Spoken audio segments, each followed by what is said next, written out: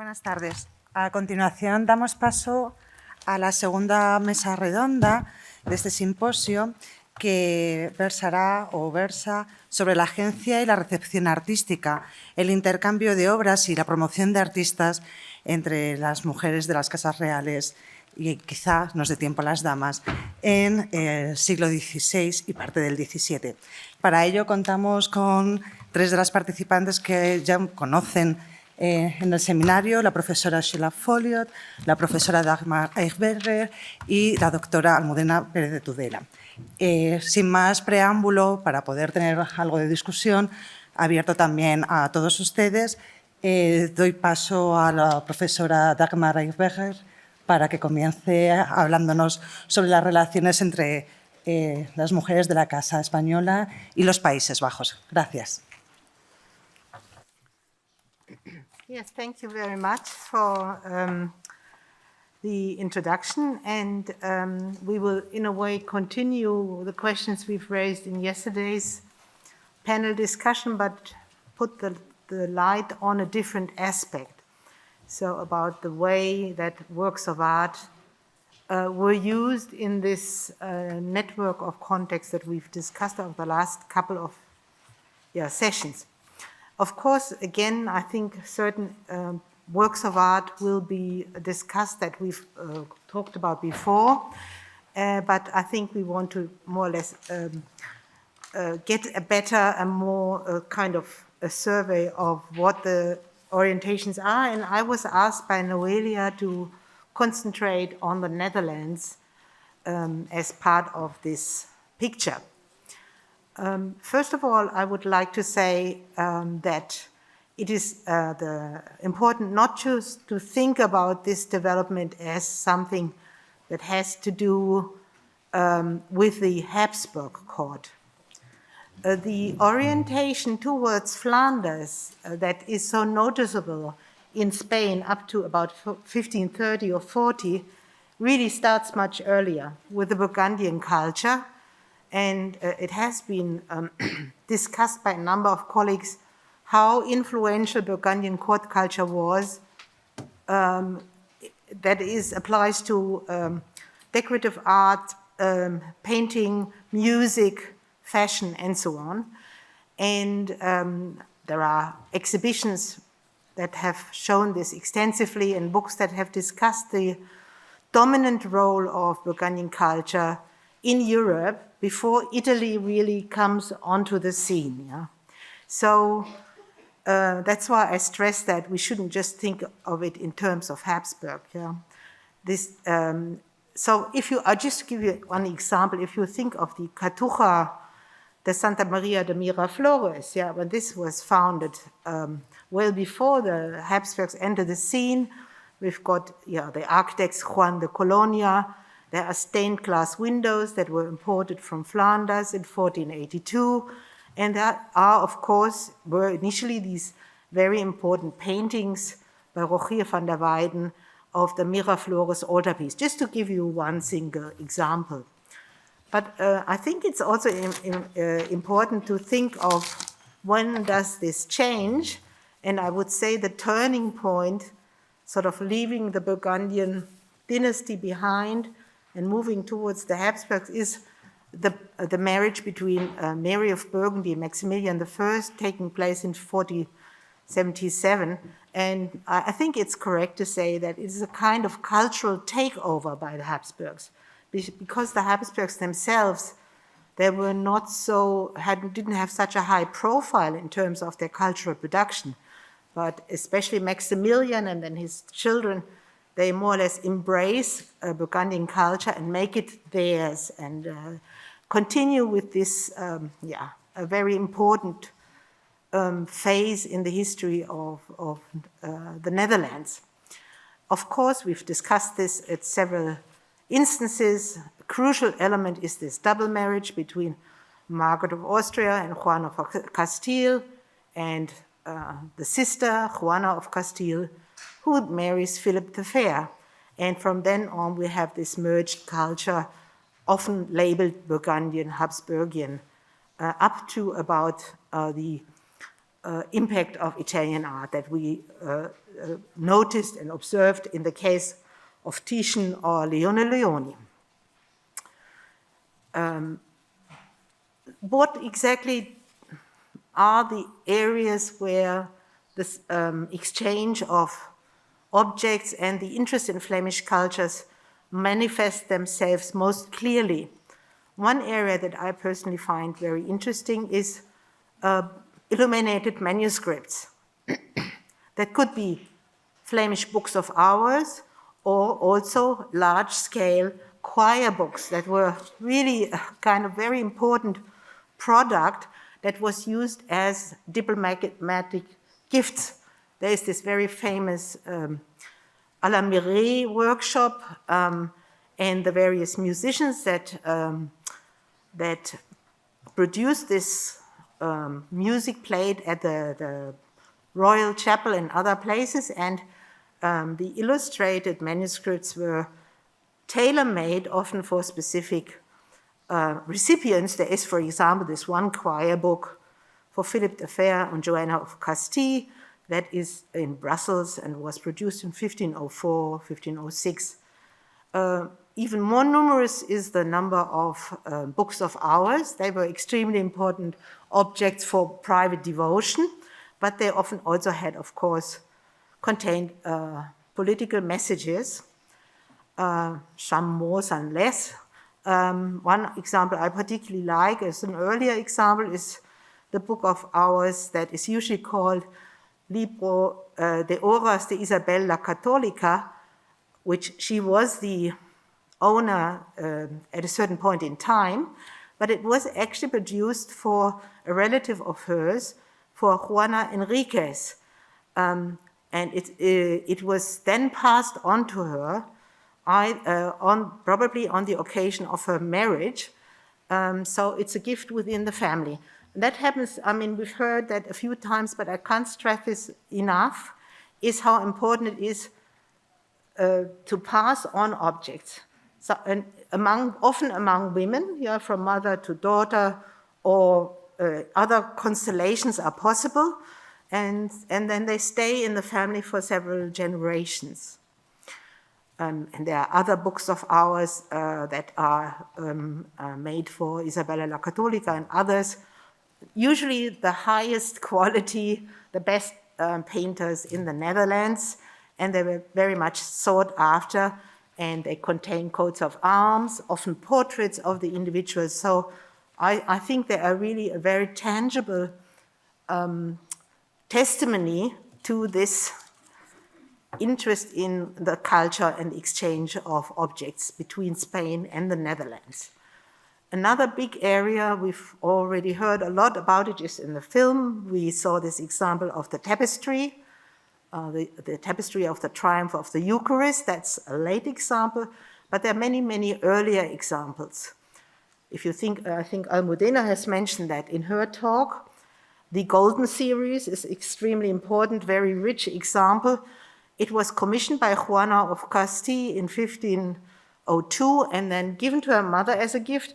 And when Isabella dies, she passes it on again to another member of the family. So it's a kind of almost a ping-pong game of going back and forth within Spain, but also going back and forth between the Netherlands and Spain.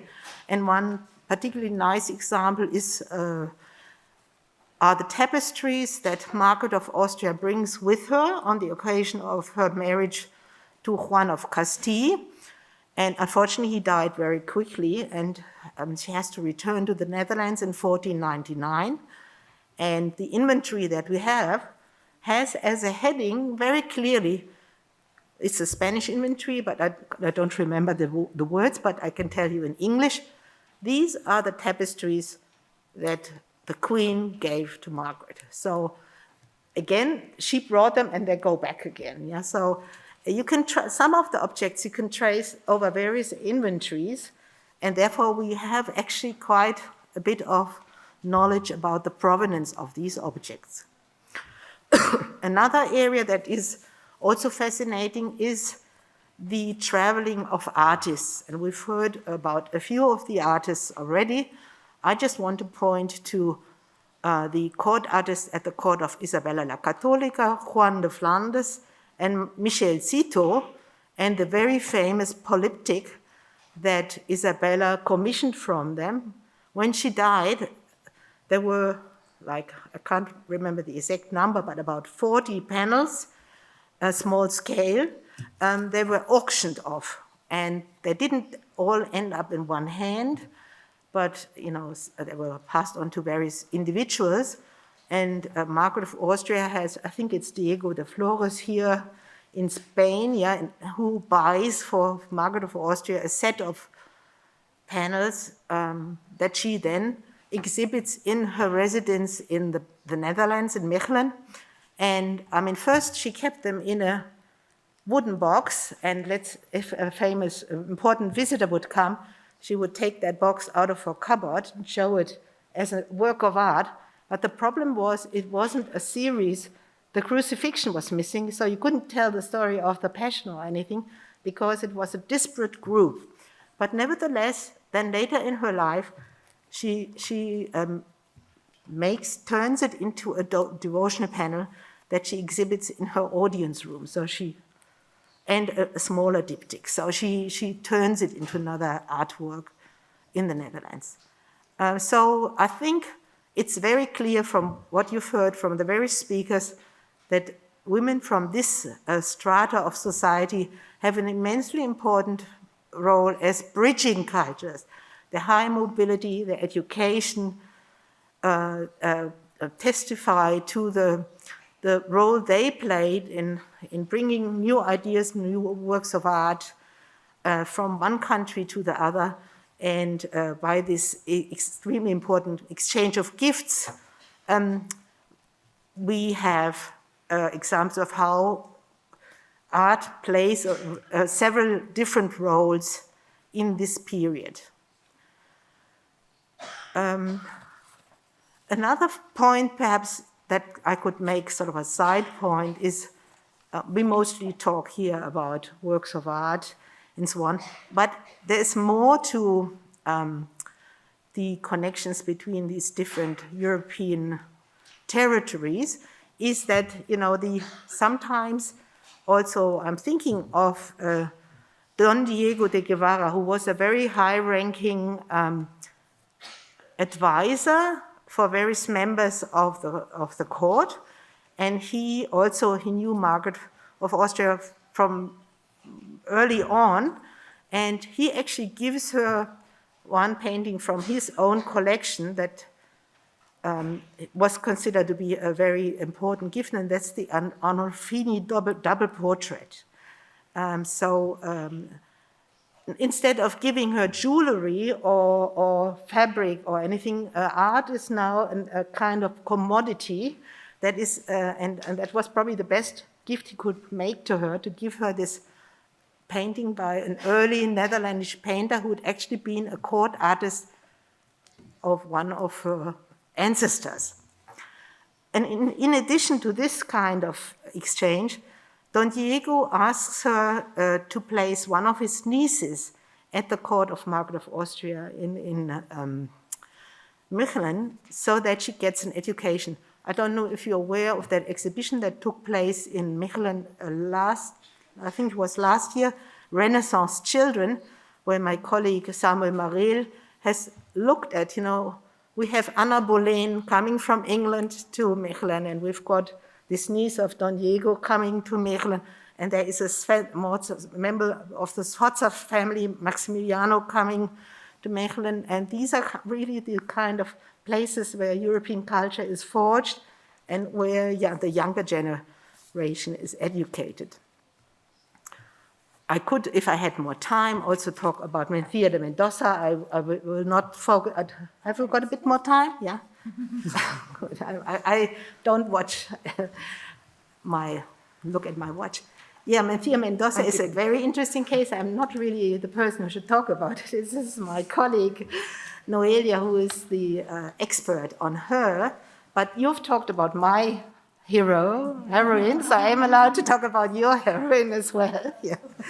And I was, many years ago, involved in a research project on Mencía de Mendoza, and we talked about various aspects of her interests in Netherlandish culture.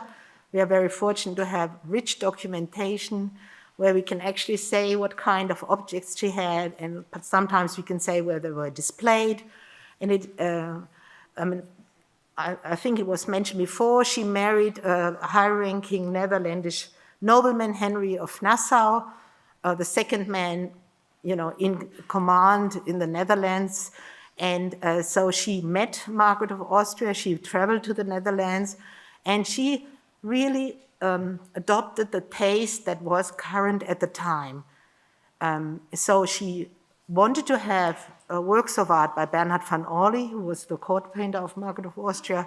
She had a interest in Hieronymus Bosch, and Jan Gossard also produced works for her collection.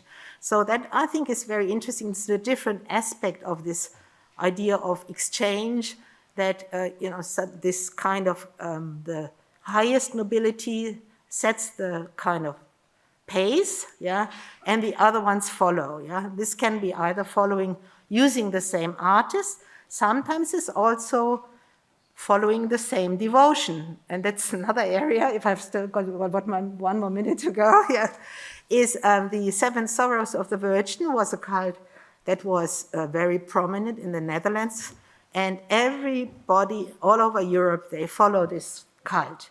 And they commission works of art that depict the Seven Sorrows of the Virgin. There are examples in Portugal, there is here in Spain, forgot the name of the town at the moment, but we have a painting here that was commissioned by a bishop here. And so it can happen on different levels, this exchange. So if we look at all this evidence that we've gathered from various angles, I mean, it's so obvious that women are agents in various ways, as patrons, as collectors, and that it's not just, let's say, an art coming from one country being imposed on the other, but it's really a kind of back and forth, an interchange of ideas. Margaret of Austria has Spanish furniture and leatherwork, Every country has something to offer. And of course, the Netherlands have a high reputation for their paintings and sculptures sometimes. Thank you. Thank you so much, Dagmar. Now, Professor ffolliott, you've got the floor. We've been hearing, for logical reasons, mostly about women from the House of Austria, because that makes sense in the case of the Prado collection. And they're all pretty closely related, right? So we have these different axes. We have got a Madrid-Brussels axis, a Madrid-Innsbruck, Madrid-Vienna, but they're all pretty closely related. And I'd like to talk about a different kind of scenario. What if you're a girl of 14 and you're sent off to marry somebody you've never met in a place where they speak a different language and they're not friendly? That's a much more common scenario. And you can't expect, even if you're a very high-ranking woman, that you're going to move to a foreign court and be given much opportunity to do this kind of patronage. There are women who didn't even have control over spaces that they occupied. So if we take Catherine de' Medici as an example, because it's somebody I've been thinking about for a long time, when she married the second son of François I, the King of France, she was far from the throne, very unimportant. And she gets to France, she tries to kind of figure out her place. And then her husband's elder brother dies, and she becomes the Dauphine, and then everything kind of begins to change. But once she has the opportunity to be a patron, yes, she can make some choices, but she has to wait in line, because maybe certain artists she would be interested in were already working in the household of her father-in-law, her husband, or her husband's mistress, Diane de Poitiers. So there's competition for a lot of these artists once they have become, they've attained a certain stature. There are times when she went after specific artists that we are familiar with. She tried to get a work by Michelangelo and was unsuccessful. He suggested somebody else and so on. She tried actually to get her Tuscan cousins to, quote, lend her John Bologna, a sculptor. They refused.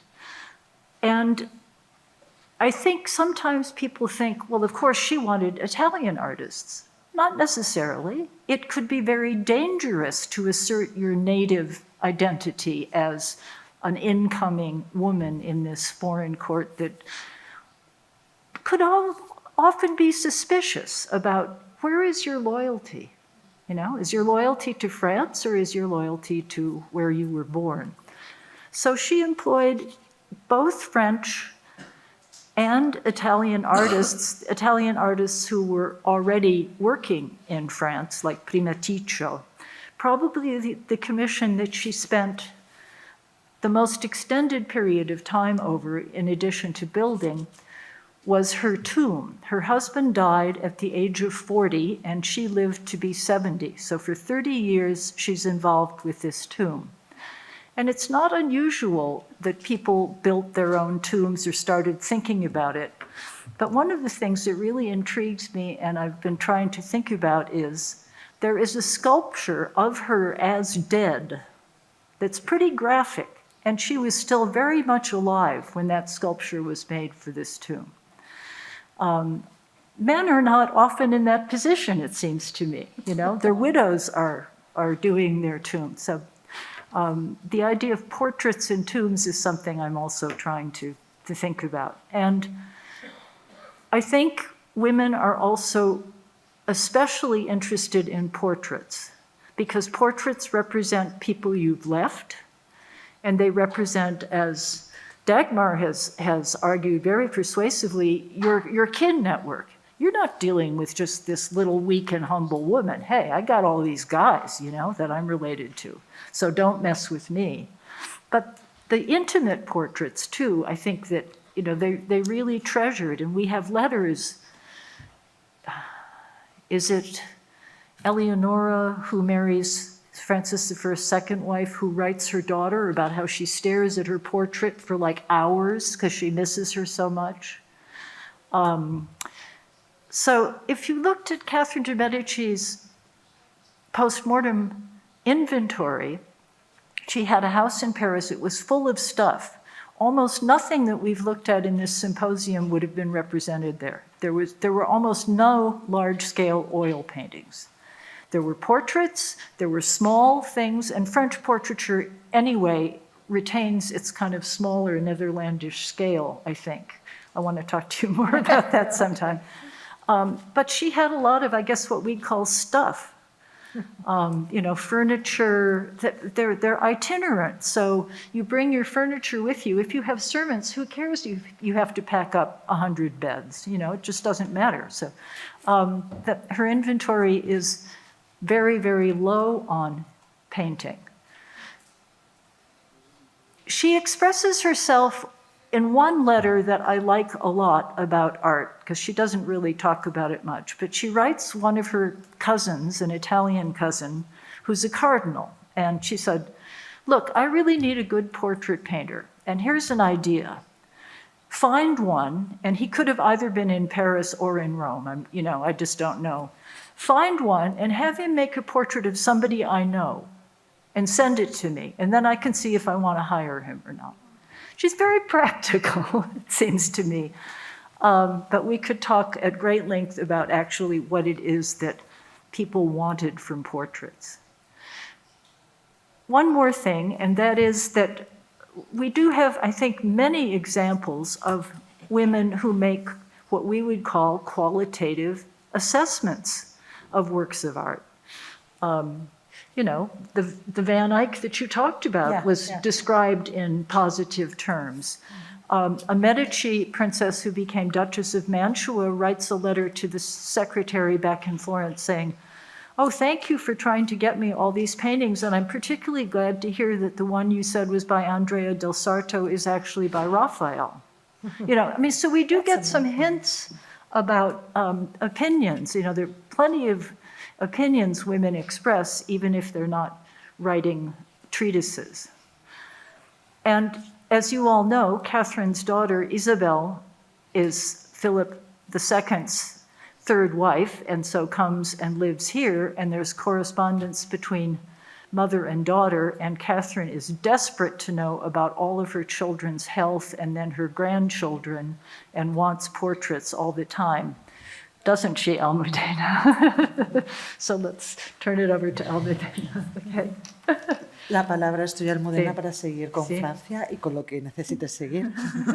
Bueno, uniendo a lo que han dicho mis predecesoras, yo quería precisamente hablar de este intercambio de retratos, de regalos entre las diferentes cortes, un poco como vimos en la presentación de Mía Rodríguez Salgado, todas estas flechas que iban y venían, pues había un continuo contacto que convirtieron el arte cortesano español quizá en el más internacional de la época, por los contactos con Flandes. Hay que pensar, por ejemplo, en María de Hungría y toda esa campaña de Antonio Moro, retratista, retratando a toda la familia de España, de Portugal, incluido la pequeña Ana de Austria, y luego estas hermanas, Leonor, María de Hungría, Catalina, a la que no habían conocido, se estaban continuamente intercambiando regalos, retratos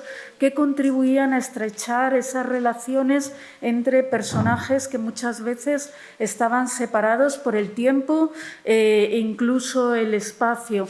Este esquema se repitió también con las dos hermanas, Juana y María, que se separaron en el 51 y durante toda su vida se estuvieron intercambiando regalos, sobre todo los productos de los que nos hablaba un poco Alejandro Vergara, exóticos, indumentaria española. La emperatriz cambiaba continuamente, de lo poco que sabemos de ella en Viena, cambiaba continuamente de moda, o sea, una moda pasaba a la otra y las damas eran imposible de seguirla.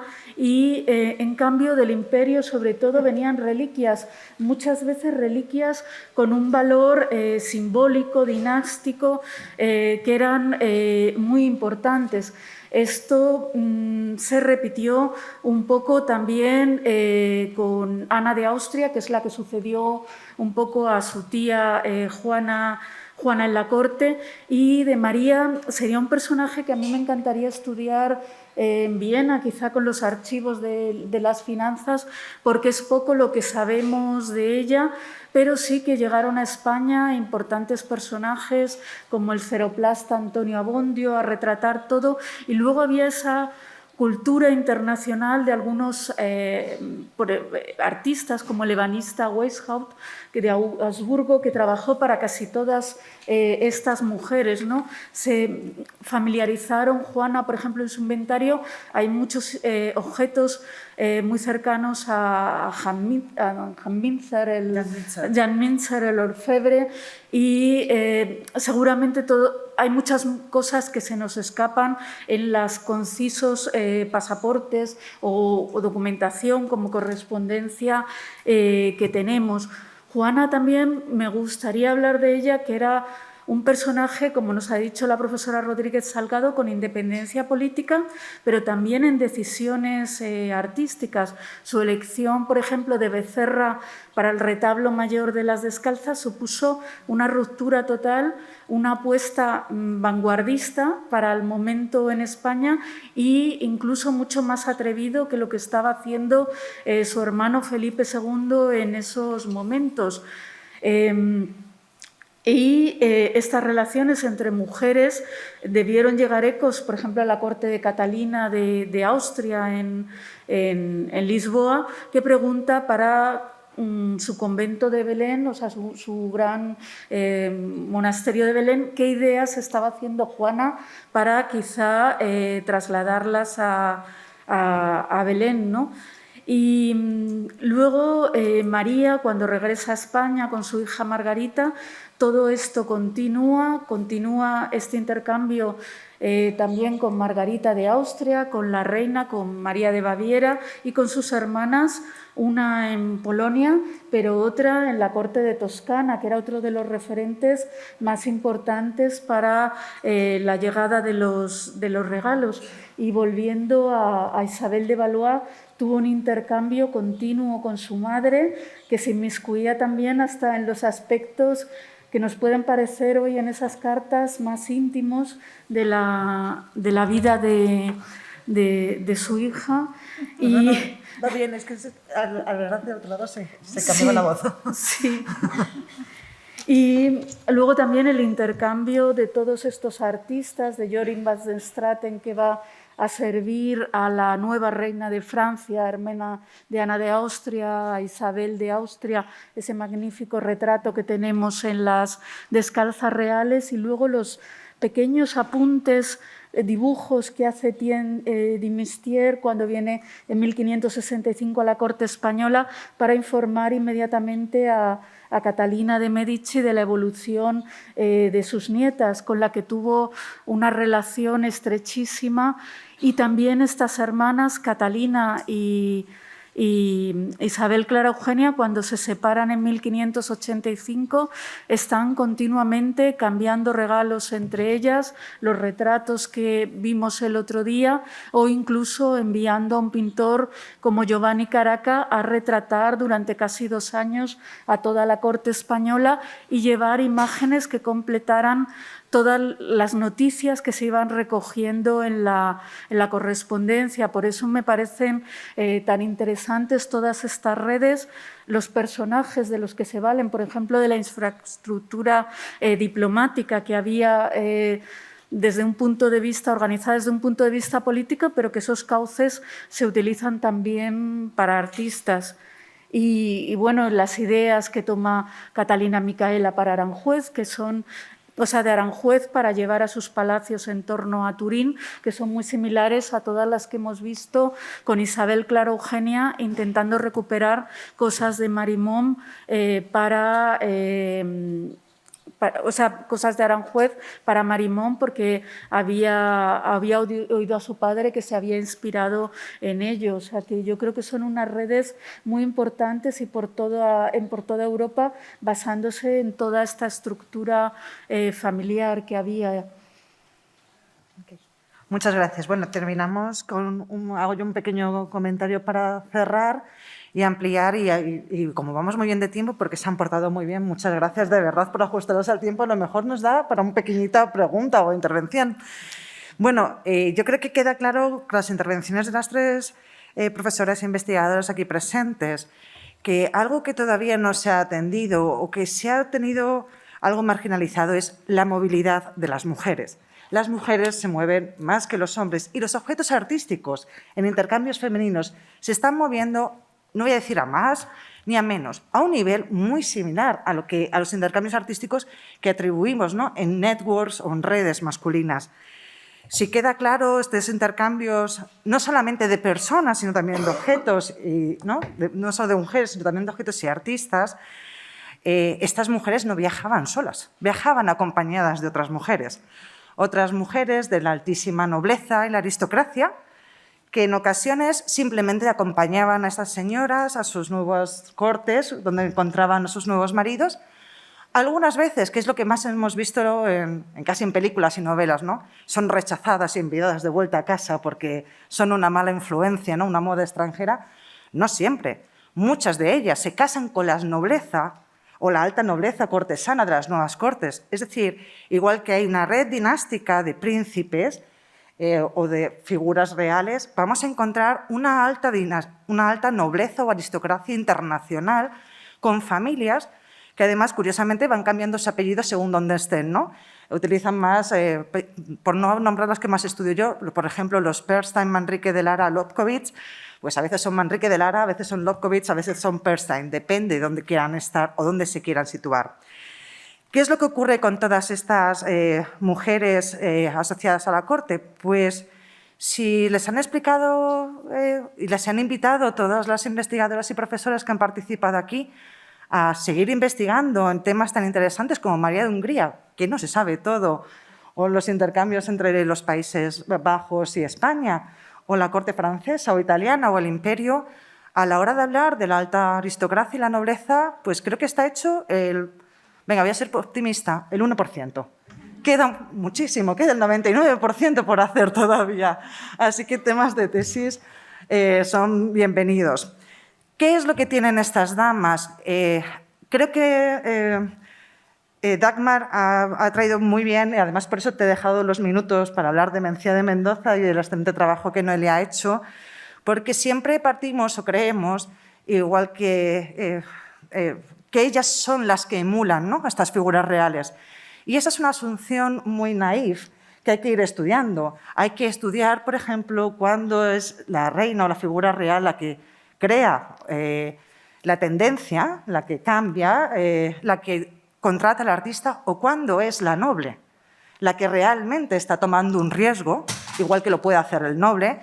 Y si nos ponemos en casos masculinos, recordemos que Velázquez llega a Madrid de mano del conde duque, no se lo trae Felipe IV, ¿qué riesgos están tomando estas mujeres para crear una tendencia también y tener una agencia y una influencia en el mundo, en los aspectos artísticos de la corte? Por ejemplo, y recogiendo algún trabajo que ha hecho excelente Almudena, una figura clave en la corte de Felipe II es la duquesa de Alba. La duquesa de Alba, camarera mayor de la reina, aya de las infantas, es la que contrata a Jorge de la Rúa, Joris van der Straten, para pintar uno de los retratos dobles más exquisitos de las infantas, que desgraciadamente no está en la colección real, sino que está en la colección real inglesa. Vemos cómo este pintor después va a Francia, incluso se cree que pinta alguna dama de la familia Manrique de Lara que fue con la emperatriz a Viena, porque este pintor se está moviendo a ese nivel, más que entre figuras reales, se está moviendo al nivel de las damas. Las damas, y en especial las camareras mayores y las damas más poderosas de la casa, por tanto, crean un network internacional. No hay ninguna casa de ninguna reina que solo tenga damas de una nacionalidad. Normalmente tienen 2, 3 y hasta 4. Las más famosas, las que más conocemos, son 2 damas pintoras. Catarina van Hermessen, que viene con María de Hungría a España, y Sofonisba, por supuesto. Pero hay otros muchos más aspectos de estas damas que no conocemos y que debemos conocer.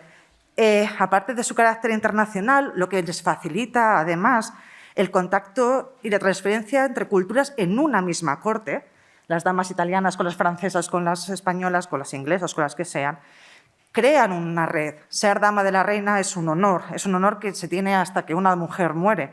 Siempre va a ser reconocida como eso y hay una especie de corporativismo o solidaridad. A veces son a mí enemigas, ¿de acuerdo? Y se odian también, pero van a crear esta segunda red. Y luego es muy importante recordar que estas damas tienen un acceso privilegiado a los artistas de la corte. En ese sentido, por lo menos yo lo intenté demostrar así en un artículo que publiqué recientemente en el Boletín del Prado. En muchas ocasiones, las pinturas, los retratos que el pintor de corte hace para la reina o para los hijos, ¿no?, que están en la casa todavía de la reina, no se entregan en las manos de la reina. Son las damas las encargadas, como esa duquesa de Alba, de gestionar los retratos, de recogerlos. Es decir, ellas tienen un acceso privilegiado. Estos artistas los conocen y pueden, además, intercambiar sus obras y escribir. Evidentemente, parte de todos estos bienes que las damas intercambian, que regalan a otras figuras reales, ¿no?, las españolas a las archiduquesas en Austria o a las princesas en Portugal, es decir, que van intercambiando de lo que ellas han intercambiado, de lo poco que sabemos hasta ahora. Pues bueno, Palma, la profesora Martínez Burgos, hoy nos ha puesto 2 casos maravillosos de arte devocional, porque muchas de ellas, parte de sus colecciones las conocemos no cuando se casan, sino cuando fundan una institución religiosa y dotan con lo que han ido coleccionando y han ido acumulando en sus casas o sus habitaciones, como era el caso de Leonor de Mascareñas y de María de Aragón, que llegan al Prado, ¿no?, por el Museo de la Trinidad, pero no solamente tienen pintura devocional, tenemos que hablar de todos esos objetos, reliquias, libros de horas, joyas, exótica e incluso, evidentemente, retratos. Quizá, por nombrar el más famoso retrato que ha llegado al Museo del Prado de una de estas damas, que no fue dama, pero pertenece a la alta nobleza, es la hija de un virrey, del virrey de Nuevo México. Seguro que a todos ustedes les suena el retrato de María Luisa de Toledo, que ha colgado en la exposición Tornaviaje, ¿no?, que imita ese de Isabel Clara Eugenia del que nos ha hablado Portús. Es decir, que hay parte de todo este intercambio, de toda esta promoción artística que sí que ha llegado a este museo. En otras ocasiones no. ¿Qué es lo que ocurre al final con todas estas damas?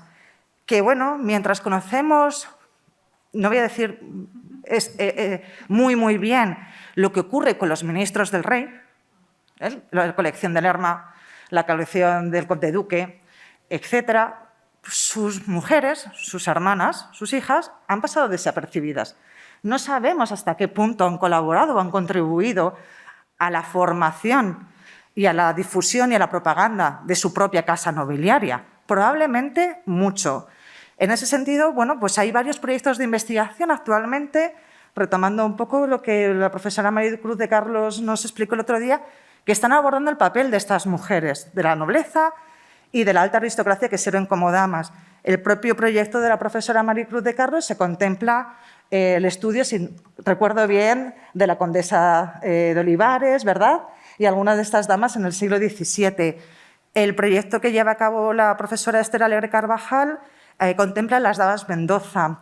Hay otro proyecto en la Universidad de Valladolid de la profesora María José Redondo Cantero, que habla de conventos y damas de la nobleza en Valladolid.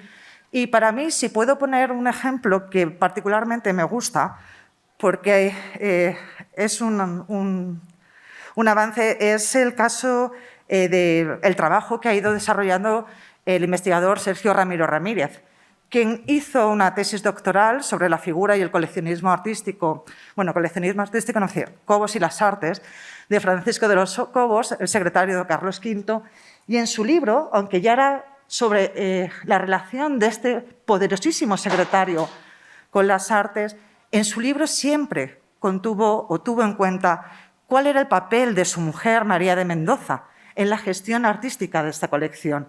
¿Qué era lo que estaba haciendo su mujer? Considerando que no era únicamente de él.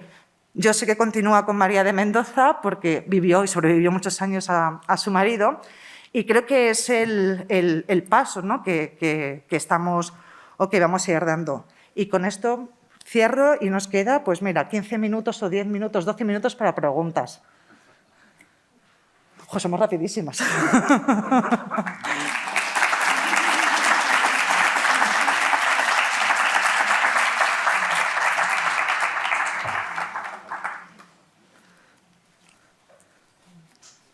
Bueno, y no he hablado de mi proyecto, que es sobre correspondencia, pero vamos, también estamos en esto. Perdón, me he olvidado de la humildad. ¿Alguna pregunta, alguna cuestión? Dagmar? May I ask something or raise an issue while you are thinking about your questions?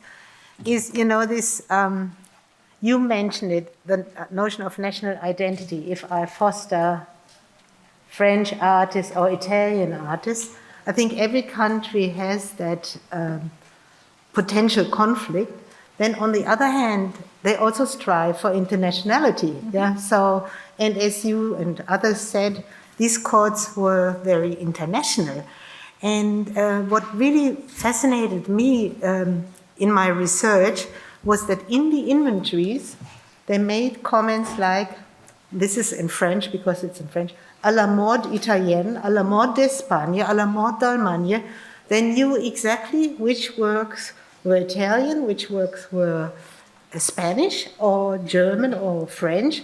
And so I think there is a sophistication that is surprising. Yeah, you talked about this example of where they talk about the quality of the work here. So, you know, I think this would be a fascinating project for future PhD or whatever, to think about the role of art criticism beyond, you know, of course, devotional work is a devotional work, but it can still be beautiful.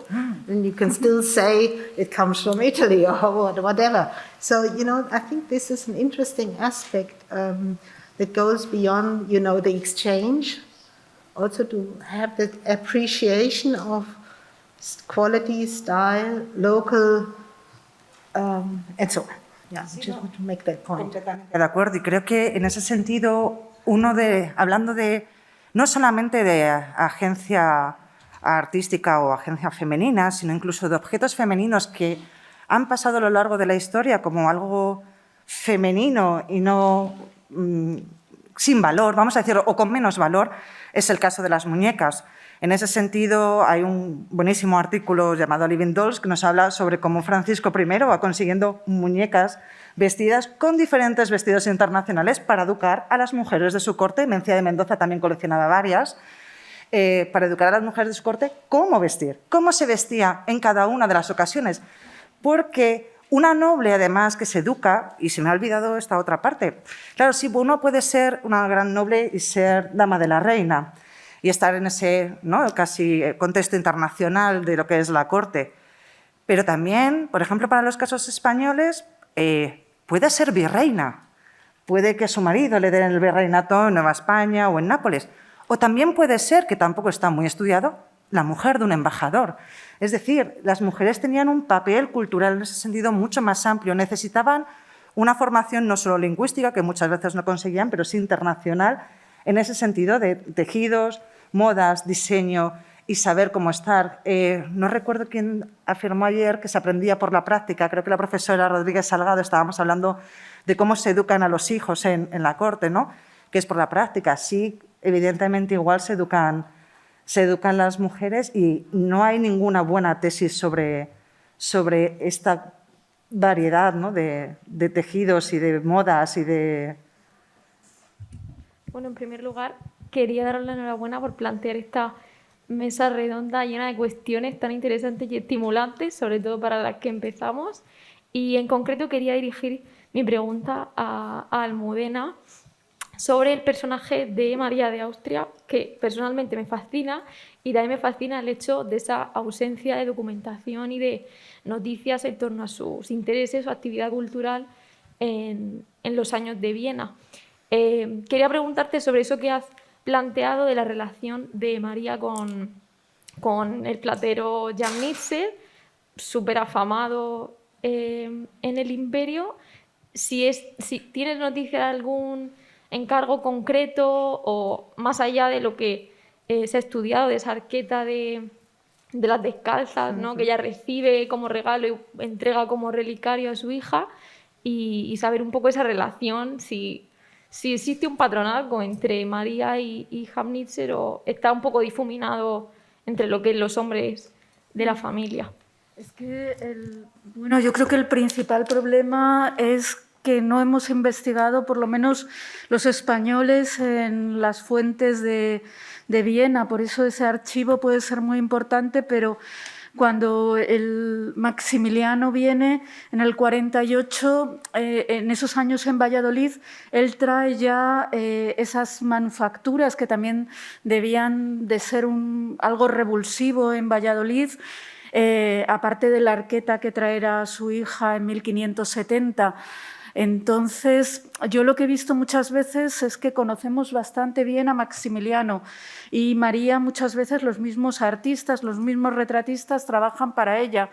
Pero a mí bueno, creo que tenemos que investigar qué hacía ella, aparte de todas estas descripciones de, pues eso, de que marcaba moda en Viena, que era la mujer del embajador español, estaba desesperada porque decía que era imposible seguir todo eso, ¿no? Pero en el mundo, por ejemplo, de los jardines, que también fascinaban a Maximiliano, yo me resisto a creer que María no estuviera involucrada en todas estas cosas, pero es algo que todavía yo creo que queda por investigar.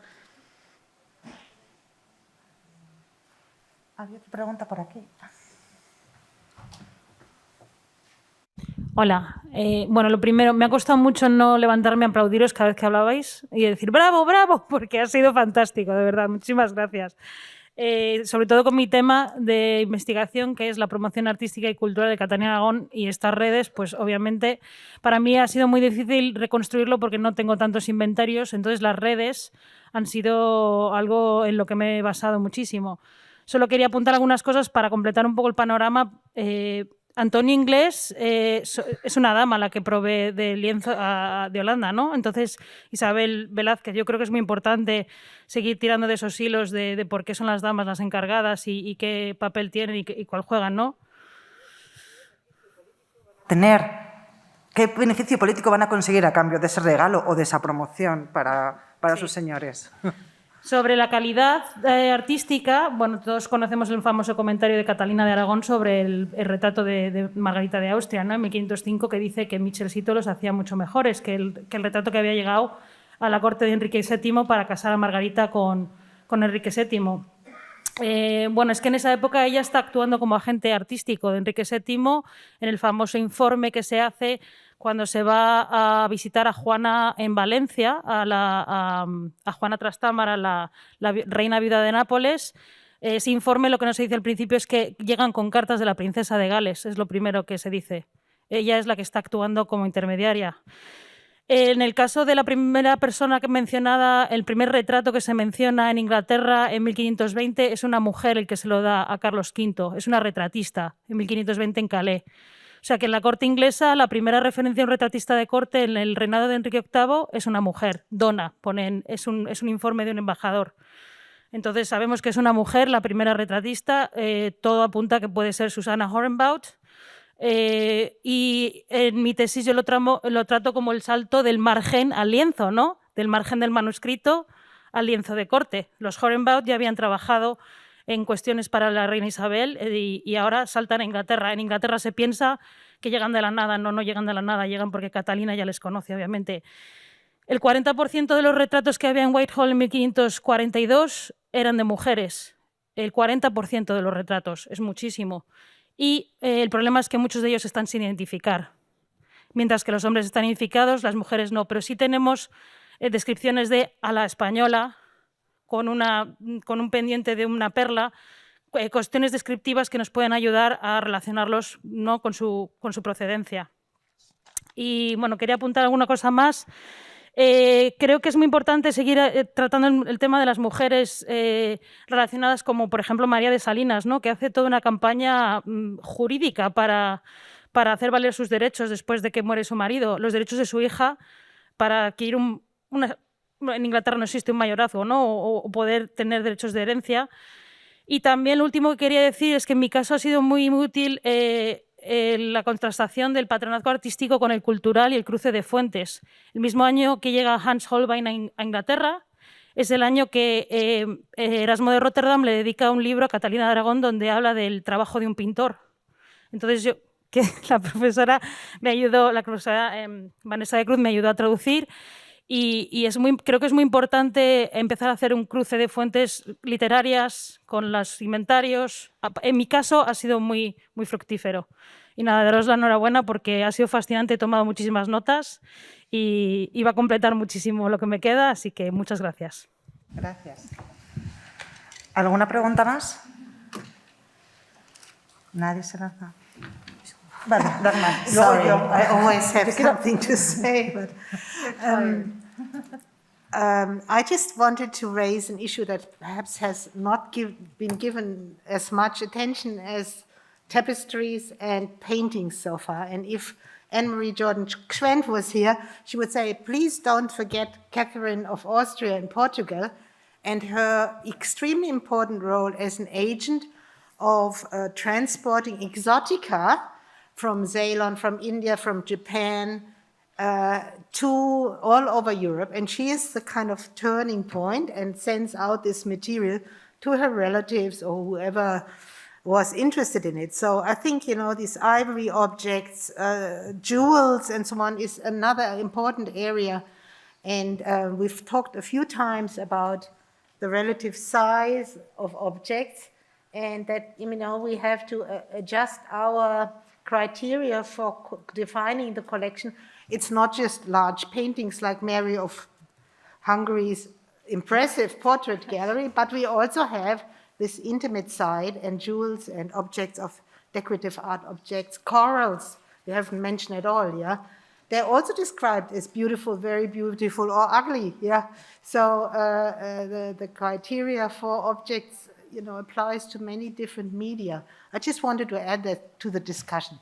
Pues yo te lo agradezco mucho porque además yo sí que estuve trazando algunas damas, algunas que fueron damas, que fueron mujeres de embajadores que siguen esa línea. Cuando Catalina de Portugal ya no está y cuando el Reino de Portugal se incorpora, ¿no?, a la monarquía hispánica, por ejemplo, una de las mujeres que está haciendo toda esa labor para algunos Medici es la mujer de don Juan de Borja, el mayordomo mayor de la emperatriz María, primo del duque de Lerma. Bueno, pues su mujer Francisca de Aragón es la gente de los Medici en Lisboa cuando quieren conseguir algo que está en mucha demanda y hay poca oferta.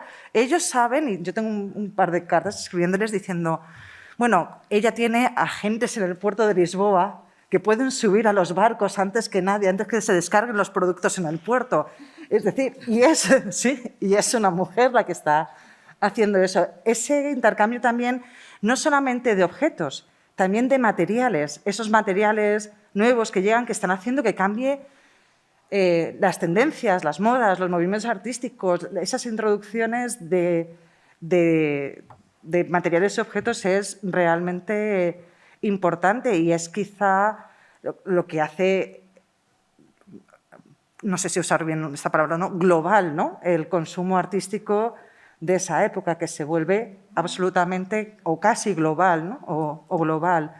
Y creo que eso es muy importante resaltarlo porque, claro, como señalaba también Emma, y hemos estado un poco señalando todas, uno de los grandes retos de todos estos proyectos y lo que estamos intentando hacer no solamente es demostrar la agencia artística, escuchar o recuperar las voces, ¿no?, de estas mujeres y cómo recibían esos objetos, qué opinaban de ellos, qué encargos hacían, sino también es recuperar esas fuentes documentales y leerlas que nos permite hacer unas nuevas relaciones, que hasta ahora, pues, si miramos solamente algunas, no obtenemos grandes resultados, y en la combinación de muchas, y no solamente combinación de fuentes, sino de fuentes y objetos, que no hay que olvidarse los objetos, y el material importa, ¿no? Yo creo que, no sé si hemos convencido a la gente joven a que se anime a hacer más tesis de este rango, pero sí, ¿no? Entonces, lo dejamos así ya, porque son las 5:07, nos han sobrado 7 minutos y dejamos paso al profesor para hablar de El Bosco y si fue encargado o no por una mujer. Muchas gracias por vuestra atención.